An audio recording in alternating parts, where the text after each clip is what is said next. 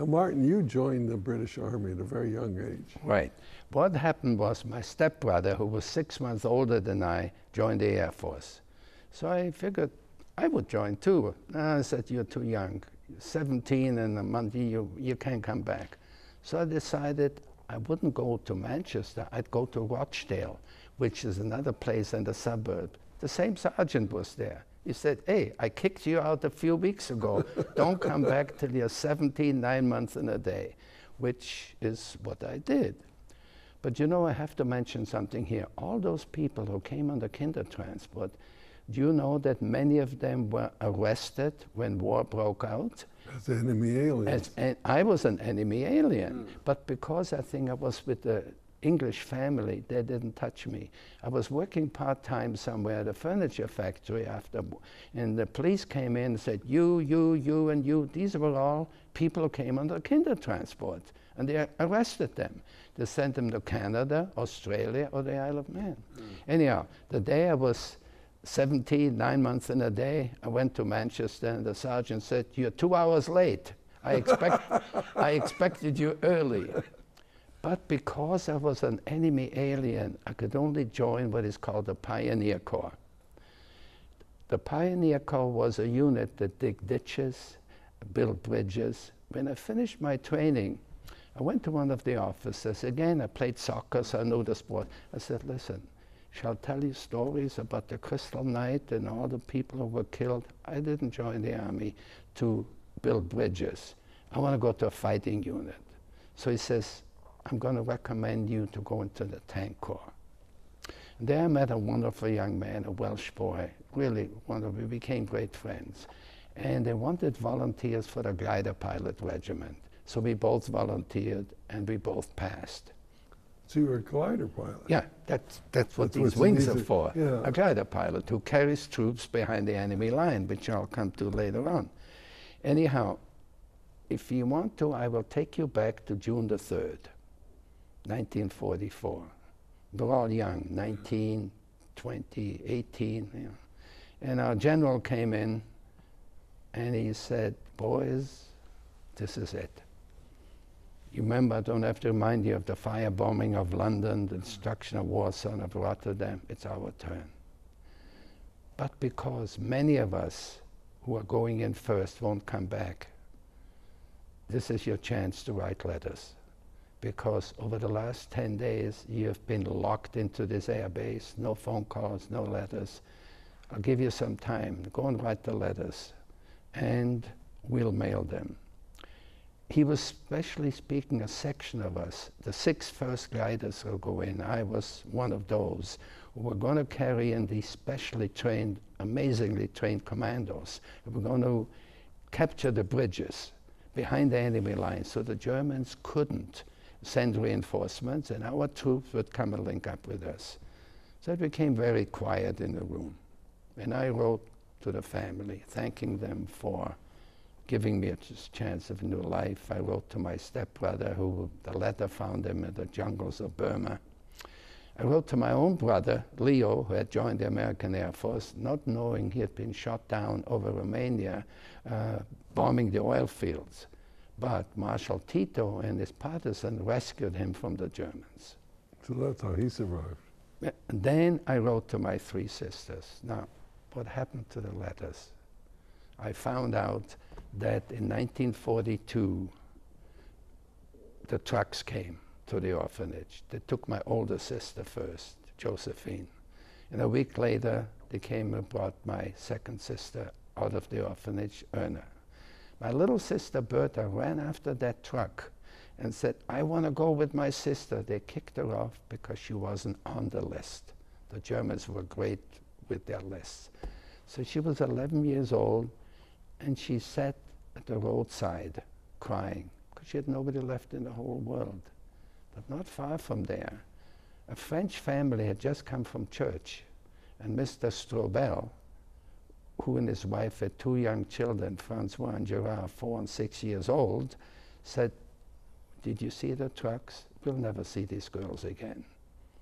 We can't save them all, but how about if we save one?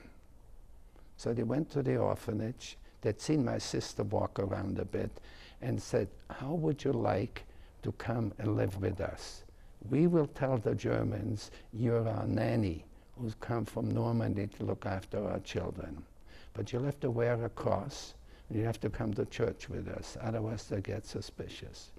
You know, I'm thinking, even amongst the worst, there are some.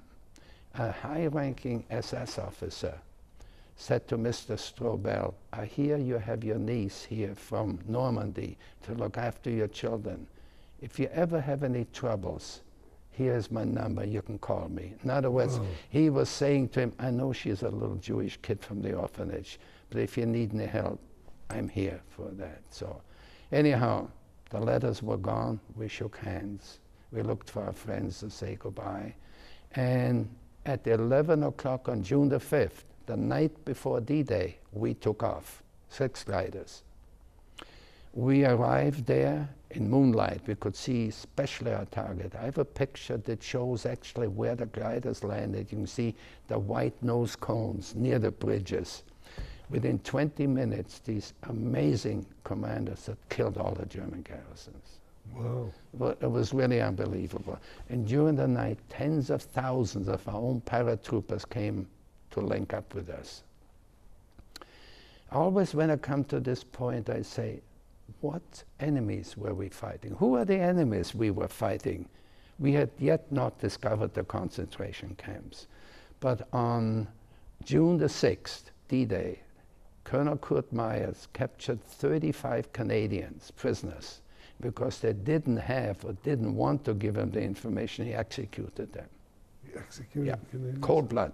There are pictures of that, showing them walking up the steps to a place and they shot them.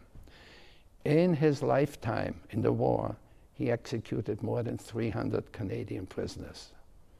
He was given a life sentence to reduce to 10 years to 2 years. But the one story that really got me was on June the 10th, our troops arrived in a place in Normandy called Orano, because das Reich, the German division das Reich, because they had some of the underground had killed some of their soldiers, they assembled the whole 700 of that little town, all French people, took 350 men and boys, shot out their legs and knees, put them in a barn and burned them. Then they told the women and children, the girls and the women, we're going to take you to the church for safety. They sealed the church and burned the church. Only 4 people ever escaped. I have terrible pictures of that, of what it looked like afterwards. Anyhow, you know, one of the lucky things is that his generals were so afraid of Adolf Hitler that when they found out the invasion had taken place, there were 2 German tank divisions in France under the personal command of Adolf Hitler. So they had to phone Berlin and get permission to use those divisions. The unbelievable answer came back, der Führer schlaft. Hitler is asleep. Nobody wanted to wake him to tell him the invasion had taken place in the afternoon. He gave us an extra few hours. And that's, in a way, do you know how close it was at one time that Eisenhower had 2 letters prepared, apologizing for the failure and congratulating the troops. We lost 6,000 people the first day. Wow. In the invasion, yeah. Anyhow, we went back to England, to a hero's welcome, you know, wherever that. Then, of course, the big event for us was General Montgomery decided that he would want to finish the war by Christmas 1944. So he decided to drop 30,000 troops, airborne, otherwise, into Holland. The disaster. And we were the ones that had to land in Arnhem. And it was called the bridge too far, which it was, in a way. When we landed on September the 17th... Can we save that story? We're going to take a break. Yeah. Because I want to link that up with the way the Dutch greeted you when you went back years later. Yeah. So let's hold on.